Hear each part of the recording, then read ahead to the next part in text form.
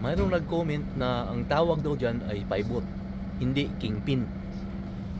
Marami na akong nakitang comment na ganyan. Linawin nga natin ha. Tingnan natin sa Google.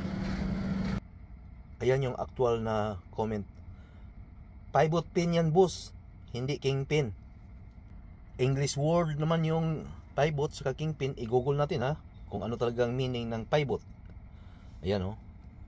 To pivot is a turn, rotate like hinge. Wala. Or basketball player pivoting back and forth. So ibig sabihin parang mag-turn ka, yun ang pivot. Ngayon google natin yung what is kingpin on semi-truck. The part used to connect a semi-tractor and semi-trailer. Ayan na yung picture oh. Ayan yung kingpin.